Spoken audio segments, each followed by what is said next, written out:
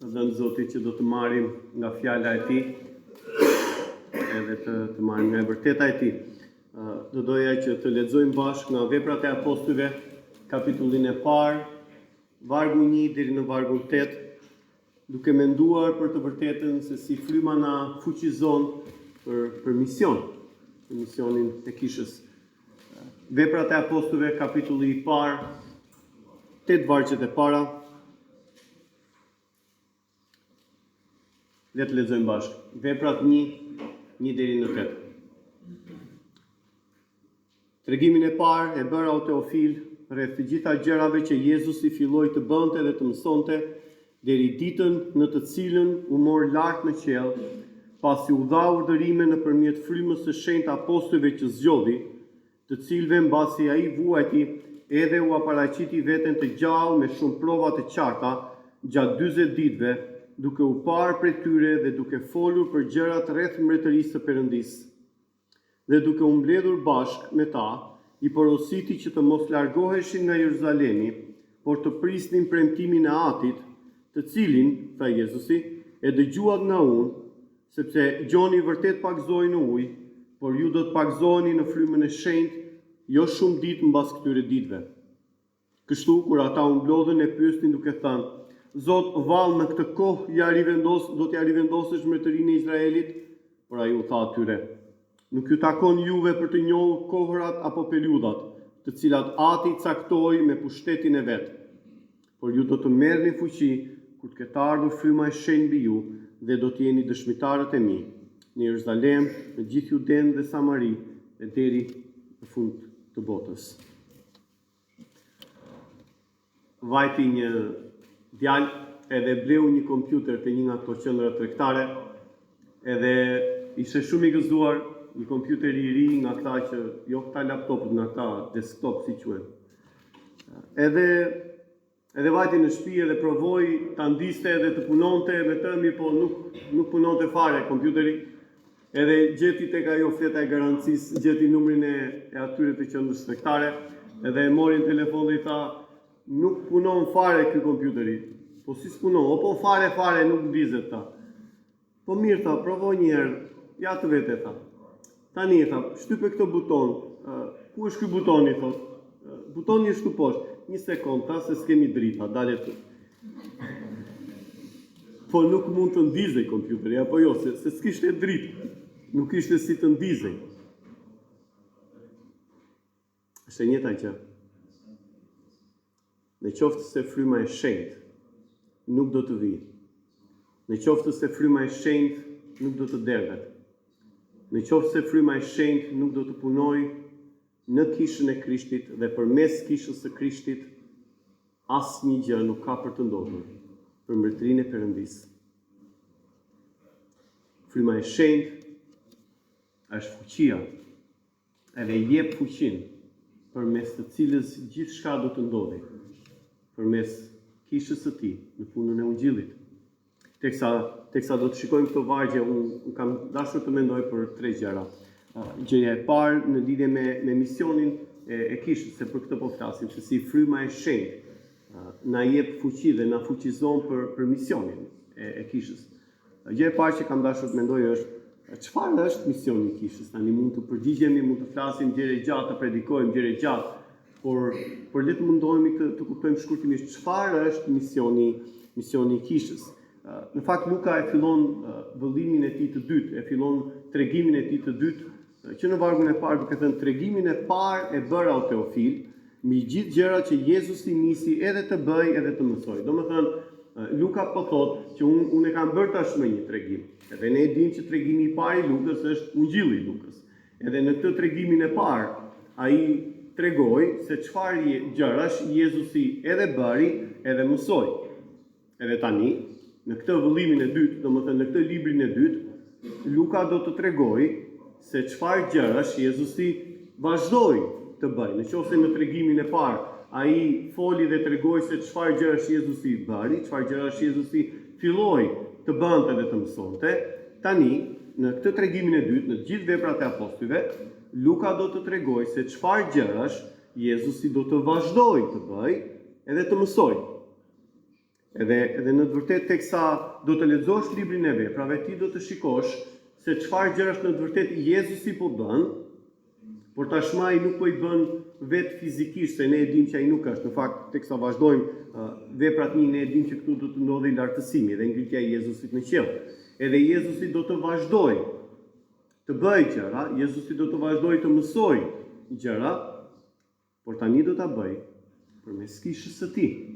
Edhe prandaj kur ne mendojmë që çfarë është misioni i kishës, ne kuptojmë që në të vërtetë misioni i kishës është vazhdimësia e gjërave që Jezusi bën përmes kishës së tij. Ne e dimë që është porosia e madhe e Mateut 28 që të bëjmë dishepuj në gjithë botën duke i mësuar ata të zbatojnë të gjitha sa Krishti ka urdhëruar. Edhe nëse mendojmë që çfarë është porosia e madhe, Mateu 28, 18 deri në 20, veprat e apostujve është Mateu 28 i zbatuar, është Mateu 28 i vënë në jetë. Kështu që kur mendojmë për pyetjen çfarë është misioni i kishës, në të vërtetë ne kuptojmë që misioni i kishës nuk është gjë tjetër veçse në fakt është misioni i Jezusit.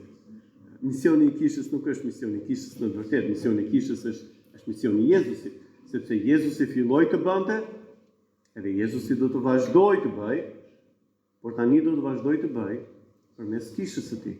Edhe kur ti lexon veprat e apostujve, ti shikon që në të vërtetë Zoti vazhdimisht përgjatë veprave të apostujve shpëton popullin e tij, tregon dhe shpëton se kush janë me të vërtetë populli i tij, që është nga çdo kom, edhe ne e dimë veçanërisht nga veprat e 10 edhe tutje kemi qenë duke studiuar në patos veprat e apostujve, edhe ka qenë kaq bukur sidomos veprat 10 edhe 11 kur Ungjilli shkon te kombet, kur Ungjilli shkon te jo hebrejt. Edhe kur ti lexon veprat ti shikon që Zoti po shpëton popullin e tij nga çdo kom, edhe po i shpëton përmes Ungjillit të Birit të tij në fuqinë e frymës së shenjtë përmes kishës së tij. Edhe nëse pyesim çfarë është misioni i kishës, misioni i kishës është që në fakt misioni i Jezusit të vazhdojë dhe të vazhdojë përmes kishës së tij. Dhe prandaj si besimtar, si një kishë, kur ne dëshmojmë Krishtin e ringjallur, se atë gjë do të bënin apostujt edhe këtë gjë do të bëjnë kishat përgjatë gjithë librit të veprave, edhe në fakt kjo është dhe porosia.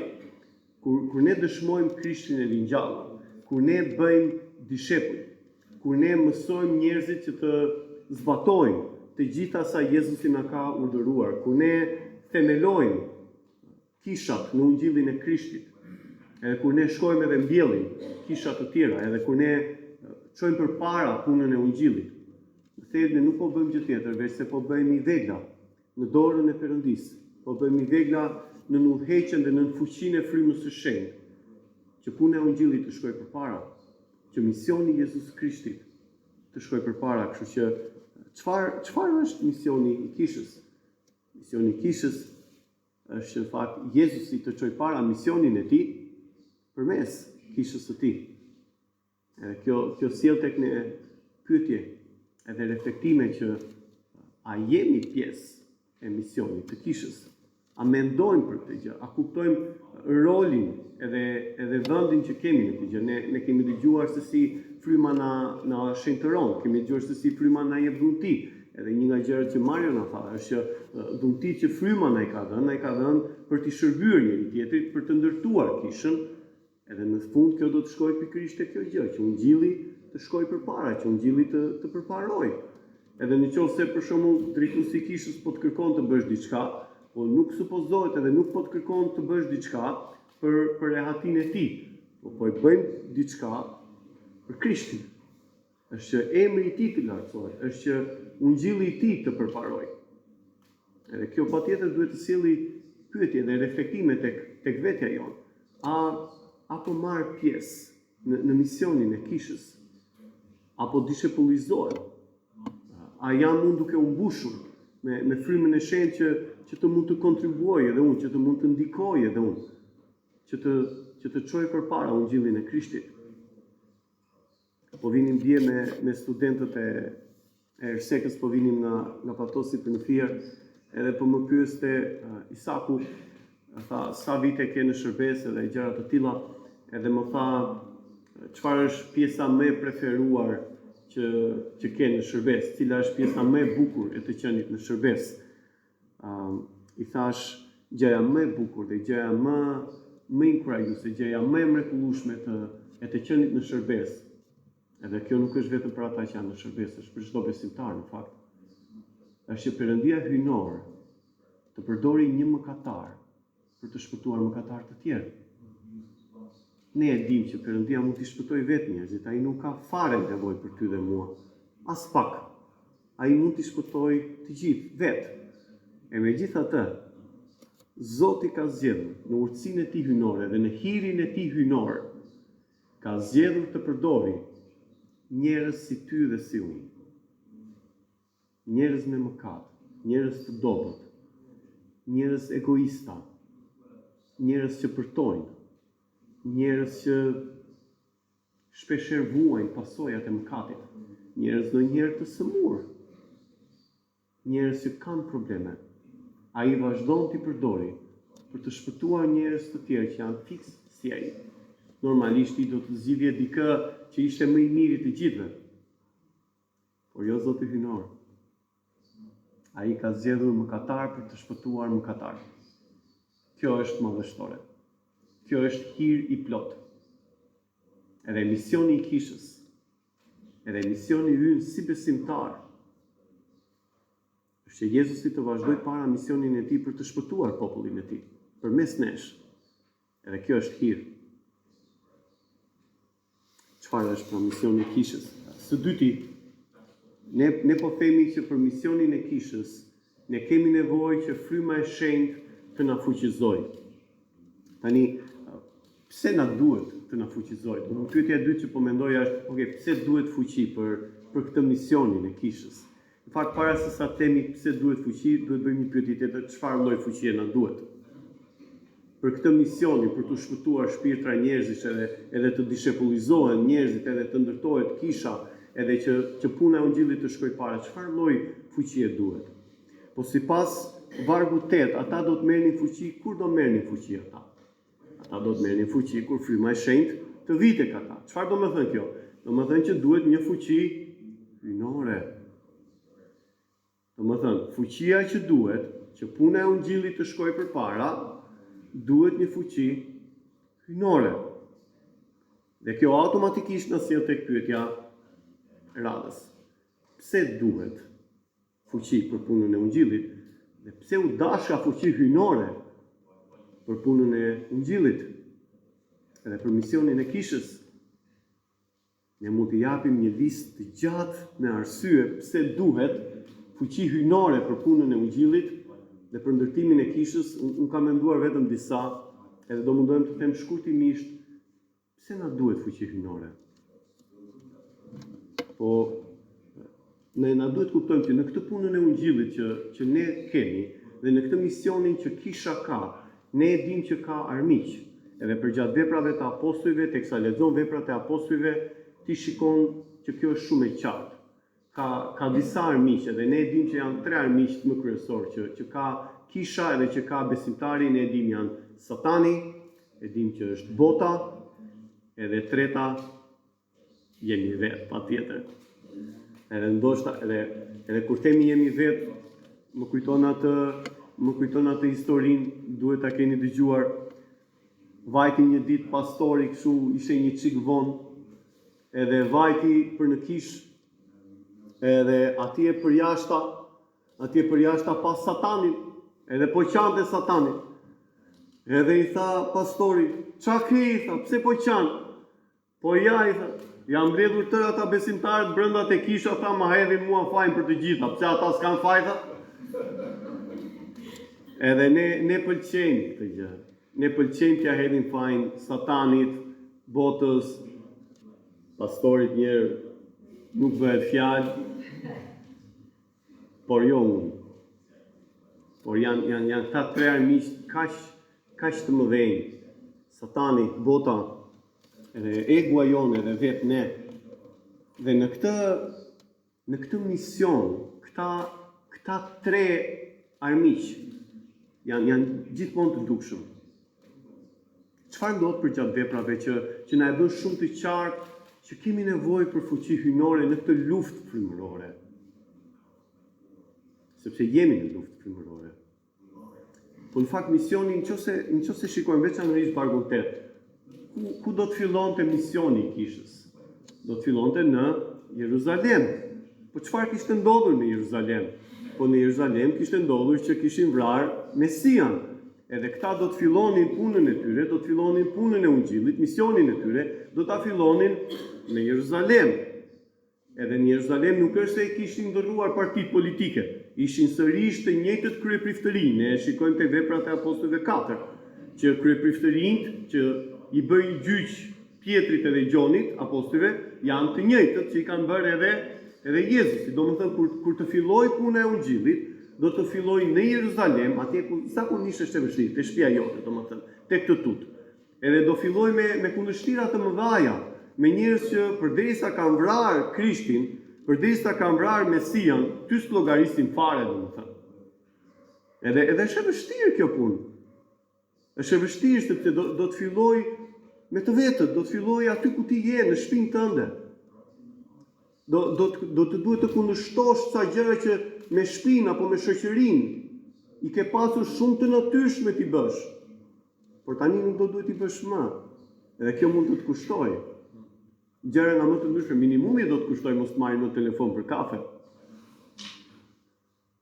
Por mund të kushtojë jetën. Do të fillojnë në Jeruzalem, do të jenë para të njëjtëve që kryqëzuan Krishtin. Një gjë që na duhet ta themi, sërish sipas vargut edhe sipas kontekstit që jemi, puna e ungjillit edhe misioni është i vështirë sepse të bën të shkosh larg shtëpisë tënde ndonjëherë. Ungjilli do të shkonte në fundin e botës. Një nga gjërat që unë e them shpesh në fakt edhe që jemi shumë i njohur Zotit për misionarët, është se kanë lënë shtëpitë e tyre për të ardhur edhe për të na sjellur ungjillin këtu tek ne. Tani, nëse harrojmë për një moment ato 5 solat, Willi do ta meritonte parajsën vetëm se erdhi në patos, e kupton? Po kanë lënë shtëpinë, kanë lënë familjen, kanë lënë miqt, dikush la karrierën. Ne e dim që Xhenxi si punonte kur ishte andej. Po kushton. Do të largohesh nga të dashurit e tu. Nuk dihet ku të çon Krishti, nuk dihet ku të çon puna e ungjillit. Një gjë tjetër që kam menduar është që bota do të na talli dhe do të na përqeshi. Ne shikojmë te Veprat kapitullin e 2, kur zbret fryma e shenjtë dhe ata fillojnë të flasin çfarë bëjnë turmat, një pjesë të turmave të paktën. E pas ke pin tek e lële. Domethënë janë ndehur plot me verë të ëmbël, thonë, ka talli, ka përqeshje, është vështirë. Është vështirë ti je krishter. Ti je krishter, ne e dim që është si ajo, është si ai peshku Salmon, u them shpesh atyre para adoleshentëve edhe adoleshentëve që kam në patos. Ne e dim që peshku Salmon ka një veti shumë të madhe. Ne e dim që peshku Salmon ikën gjithmonë këtej, kundër rrymës. Sepse kështu shkon ai për të gjetur ushqime dhe për të gjetur atë vendin ku do të çojë vezët në vonë. Do shkoj kundër rrymës, edhe kjo është jashtëmase vështirë. Edhe nëse ti po shikon një Salmon që nuk po ikën kundër rrymës, por po ikën me rrjedhën e rrymës, ne dim se çfarë ka ndodhur me Salmonin. Sër Salmon, domethënë, minimumi sër Salmon, por mund të jetë tjetra, ka ngordhur. Edhe një krishter do të jetë gjithmonë kundër rrymës së botës, edhe nëse nuk është kundër rrymës së botës, është qefu, nuk është besimtar. Është vështirë. Kemi nevojë për fuqinë e frymës së shenjtë, sepse është vështirë të shkosh kundër botës, kundër mendësisë së botës. Është vështirë të shkosh kundër gjithçkaje, gjithë sistemit të antivlerave që bota ka dhe ne jetojmë sot. Një gjë tjetër pse është vështirë.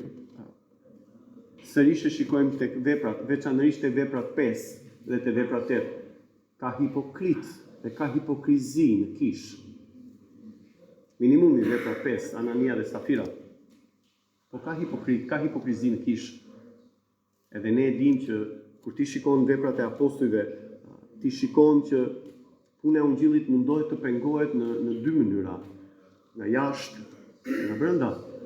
Mundohet nga jashtë me dru, dhe kur druri nuk bën punë, se kështu kërcënuan apostujt e veprat 4, që ne do t'ju rrahim, po që se ju nuk daloni të flisni në emrin e Jezusit, edhe kur ata panë që kur Satani pa që druri nuk bëri punë, se ata vetëm flisnin, atë e provoi nga brenda që vjen Anania dhe Safirën, ka hipokrizi, ka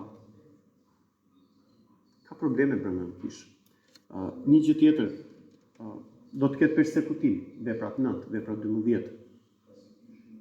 Ka persekutim, ka kundërshtime të forta dhe të dhunshme, veçanërisht tek veprat 13 dhe 14. Ne e dim që kur Pali dhe Barnaba janë tek veprat 13-14 do të hasin në kundërshtime nga shumë të forta dhe edhe në dhunë, edhe i rrahin, edhe i godasin me gur. Një gjë tjetër që e bën goxha të vështirë punën e ungjillit është që shpesh herë, kjo mund të jetë për turpin tonë si të krishterë, por kjo është e vërteta, shpesh herë ka punëtor dembel, edhe ka punëtor që në fakt thjesht e braktisin punën e ungjillit. Rasti i John Markut. Edhe ne e dim që mund t'u them vetëm shkurt, ose po të doj t'u thoj vetë Willi, po nuk ishte ardhur në Shqipëri për këtë punë që po bën. Thjesht ja lan për arsye nga më të ndryshme. Po ngelesh vetëm, domethënë, me pak fjalë. Këtë po them. Dhe është vështirë. Është shumë vështirë kur ti ngelesh vetëm në punën e ungjillit. Edhe kur ti ndjen barrën edhe ngarkesën, edhe kur ti ndjen anksin edhe stresin, edhe përgjegjësinë.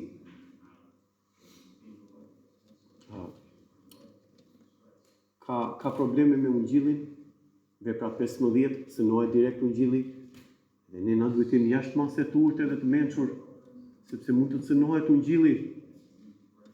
Një gjë tjetër ka, edhe kjo shpesh ndodh, edhe ne e dim që edhe kjo ndodh, ka mosmarrveshje midis misionarëve apo midis punëtorëve të ungjillit. Rasti i Palit edhe i Barnabas, që ata përfundojnë të ndahen. Ndodh. Sërish, kjo sjell probleme, kjo e bën të vështirë punën e ungjillit. Edhe kjo nuk ndikon vetëm tek misionari apo vetëm tek ai që është në shërbes, kjo ndikon direkt në kishë. Edhe direkt në punën e ungjillit. Është vështirë. Ndonjëherë ka thjesht lodhje edhe vuajtje fizike dhe ka rrezik vdekje. Ashtu siç Pali përshkruan, siç na përshkruaj për Pali në fakt në gjithë veprat e apostujve në udhëtimet e tij, edhe veçanërisht kur kujtojmë atë që ai thotë 2 Korintasit 11, ajo lista që Pali jep te 2 Korintasit 11 është e jashtëzakonshme. Edhe është ai vargu aq i mirë njohur kur Pali thotë për mbi të gjitha këto, pasi ka renditur vuajtjet e tij fizike, Pali thotë për mbi të gjitha këto, unë kam shqetësimin për kishat. Është vështirë puna e ungjillit, misioni i kishës. Është vështirë. Ka kundërshtime nga bota, ka persekutime, ka rradhje, ka probleme mes nesh, ka hipokrizi, ka gjëra nga më të ndryshme, është vështirë. Ka nevojë për fuqi hyjnore. Siç e themi shpeshherë me grupin që shërben këtej, Zoti ishte pak më i mençur se ne kur zgjodhi që të dërgonte frymën e shenjtë për punën e tij. Ne kemi nevojë për fuqi hyjnore si besimtar dhe si kishë që puna e ungjillit të shkojë përpara. Çfarë është misioni i kishës?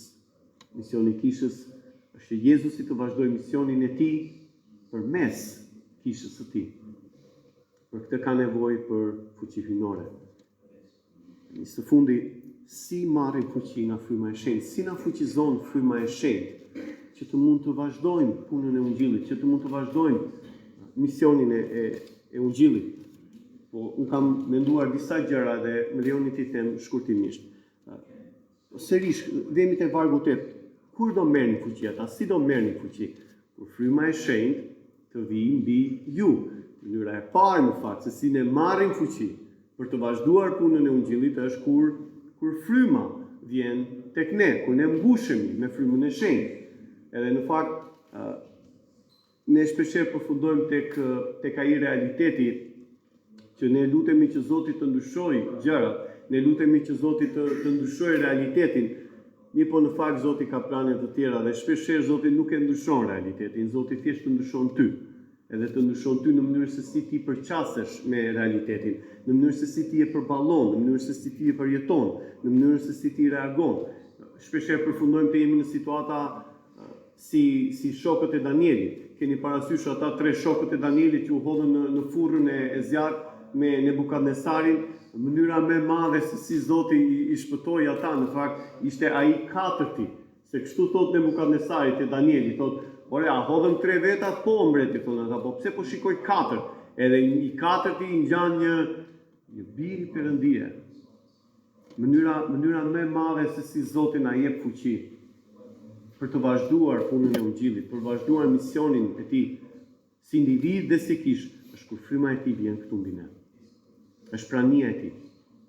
E prandaj na duhet të zbatojmë të gjitha ato sa u predikuan deri më tani. Prandaj na duhet jemi kaq afër me fjalën, me lutjen, kaq të mbushur me frymën e shenjtë.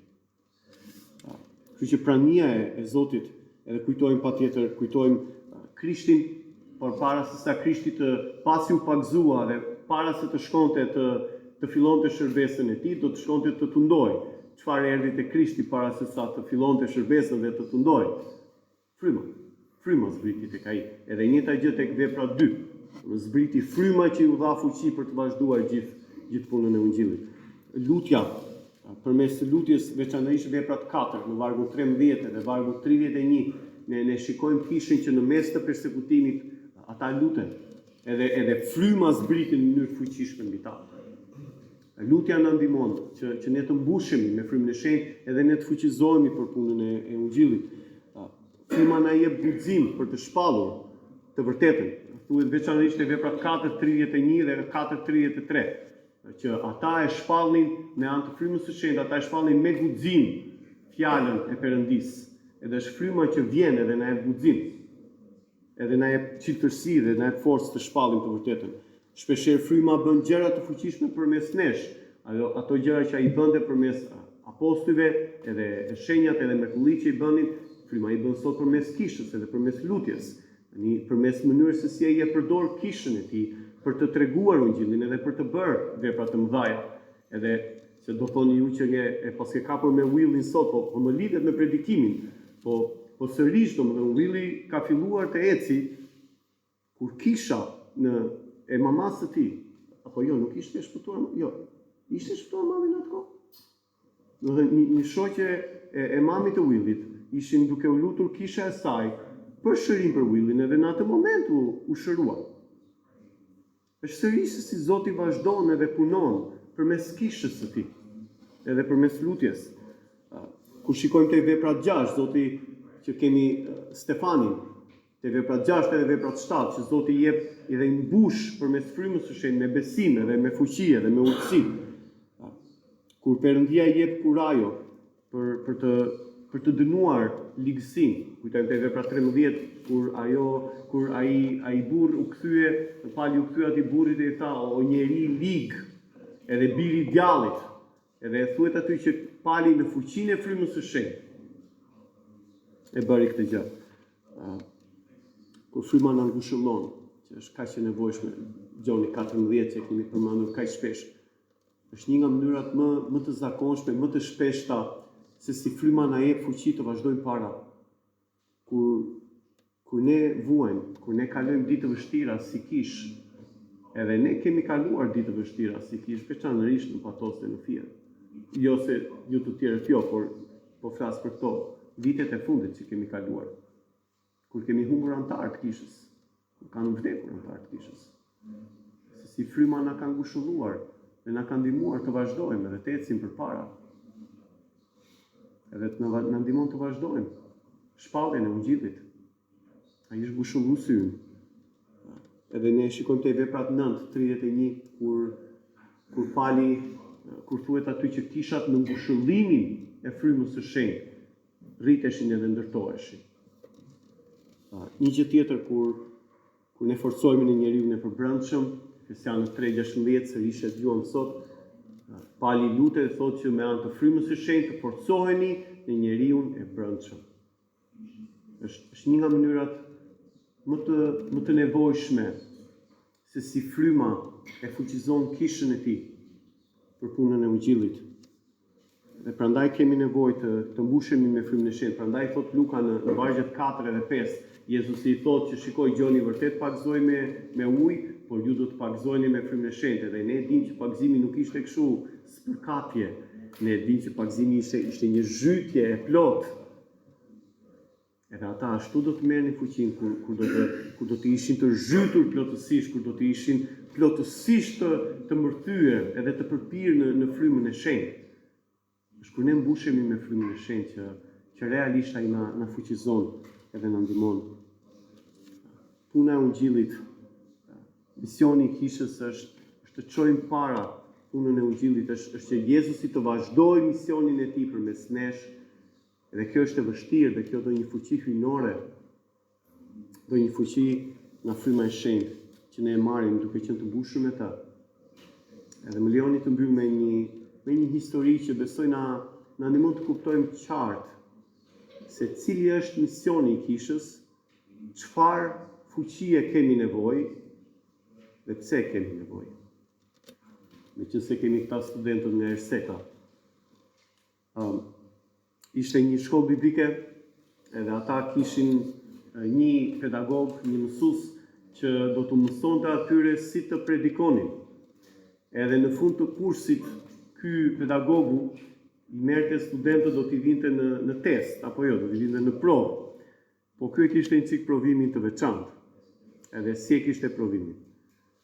Do t'i merrte studentët, do t'i hipte në fugon, edhe do t'i çonte diku. E dini se ku i çonte? Do t'i çonte tek barrezat. Edhe i thoshte tani zgjidh një parcel. Edhe fillo prediko, duke besuar që fryma e shenjtë mund të japi fuqi për të dhënë jetë. Sepse i referoi patjetër Ezekielit. Edhe i referoi patjetër Gjonit 3. Çdo njeri pa frymën e shenjtë është i vdekur shpirtërisht. Edhe si mund të shpallim Ungjillin? E shpallim Ungjillin në fuqinë e frymës së shenjtë, duke besuar që fryma e shenjtë do t'u japi jetë shpirtrave të vdekur. Dhe e fundit, nuk mund të mos e them, sepse është realiteti. Ndonjëherë nuk di kush është nga këta profetët më depresiv, Ezekieli apo Jeremia. Unë jam më shumë për Ezekielin.